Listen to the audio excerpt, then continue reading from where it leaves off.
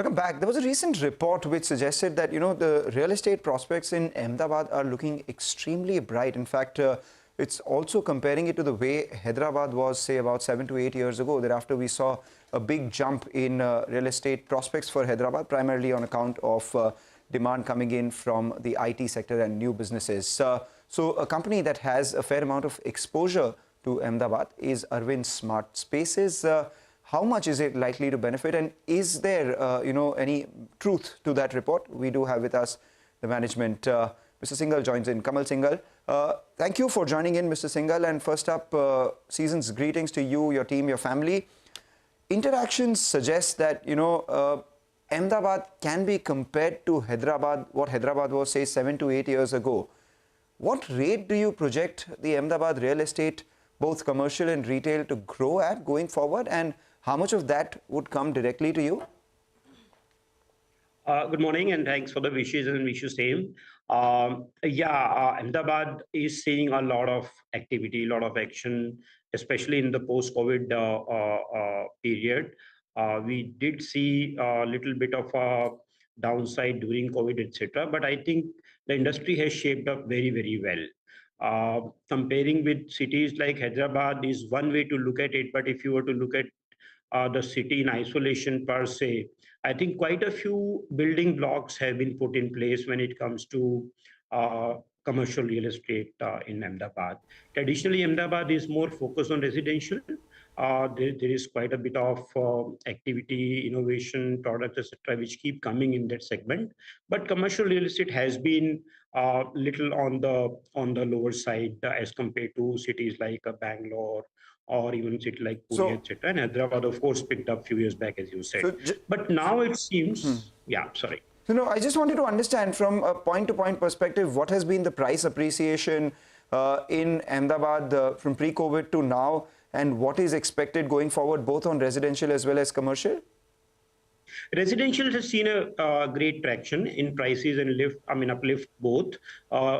Maybe in excess of 10 to 15% on a CAGR basis. Commercial real estate prices have been pretty stable. We've not really seen a very significant jump in both prices and rentals. They are stable or maybe a little on the lower side now, because supplies have really seen up and consumption is now catching up. So commercial real estate prices are stable. Residential has seen a very, very healthy trend of around 10 to 15% of growth in the last 2 quarters or so. Okay, so that's interesting, and that would be favorable for developers like yourself, because you do have a substantial exposure in the Ahmedabad market, Mr. Singal.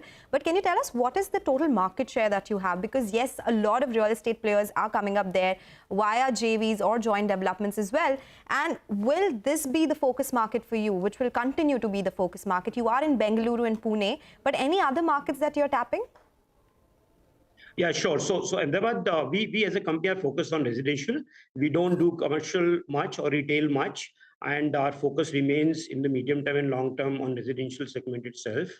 There we have a very, very strong presence in Ahmedabad and Bangalore, both these cities, and we just entered Maharashtra, MMR, and Pune, etc. But yeah, we are seeing the benefits. We are seeing a great amount of traction. We've launched a couple of projects in the last couple of quarters, and the uplift has been great and beyond expectations. So we feel very confident, and we feel very happy about the way the markets are behaving in both these cities. So the Ambit report says that 16,500 residential units are sold annually in the Ahmedabad market. What would your proportion be in this?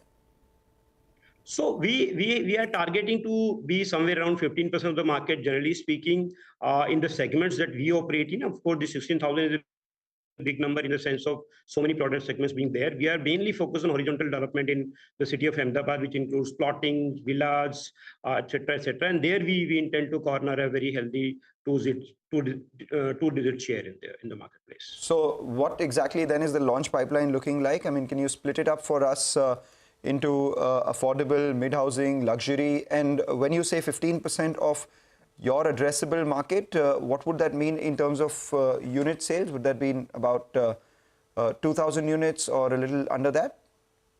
So this year we should be selling somewhere around maybe little less than 1,000 odd units to say. This year our focus has been on horizontal, as we said, which includes plotting and villas. We have launched a couple of projects already. in this segment in this year, and we are intending to launch at least one more in the city of Ahmedabad. We've launched a couple of projects in Bangalore this year, and the idea is to launch one or two more projects in that city as well. So all in all, 4 to 5 project launches this year, practically everything in horizontal space, which includes plotting and villas. Okay, so that takes me to the next question as to how will you be funding it, this pipeline that you have in place, of course, big launches planned. Will it increase your debt because right now you're net cash? Yeah, the company is net cash, as you said. As of 30th September, there was no debt. Rather, we were a cash positive company that day. And we have tied up with HDFC, as you know, through 2 different platforms. Platform 1 is over. I mean, investments are over there. Right now, we're in the middle of investing in platform 2, which is a 900 crore rupees of platform. There, HDFC brings in 600 crores, 2/3 of the money, and 1/3 is supposed to be brought by Arvind. So all in all, 900 crores come from that source of funds. And we have very, very strong internal accruals happening in the last few quarters, so that remains another. Because the company is debt free, of course, there's a very significant headroom to raise additional funds through debt route. Of course, we don't want to be remaining this way, not having debt on our balance sheet. A reasonable conservative level of debt, which is less than maybe debt equity of 1:1, we will target to achieve. And between these 3 sources, debt, which is significant headroom there, and equity, internal accruals, and of course, HDFC platform gives us quite a bit of ammunition to invest in the pipeline. Right, and that brings us to the next obvious question. What exactly is the unsold inventory across geographies that you're sitting on? What does that mean in terms of realizable value? Because I'm looking at your presentation from FY22, which suggests that the cash flow that can accrue to the company over the next 3 to 4 years is around 1,500 odd crores. That's correct. That's the net cash, which obviously is after taking away all the payments required for construction, for the land payments, etc., etc. That's the net cash available after all expenses. Otherwise, the total pipeline or the unsold inventory will be in excess of 3,500 as we speak today, including the projects which are yet to be launched. All in all, the company has a total pipeline of around 22 million square feet at this point in time, out of which 16 odd million has been launched into the market, and 6 million odd is such that all the land, etc., has been tied up or purchased, and they are waiting to be launched pending approvals, etc. So all in all, 22 million square feet of total pipeline, 16 launched and 6 to be launched. Okay, all right. Mr. Singal, it was a pleasure speaking with you. Thank you so much for joining us and explaining to us what's working in the Ahmedabad market and for your company as well. And season's greetings to you and the company as well. We'll do one thing with that. We'll move on and talk about a lot more things that we are talking about. So for now, we'll slip into a short break. We'll get you more on the markets and stock specific action on the other side. Stay tuned.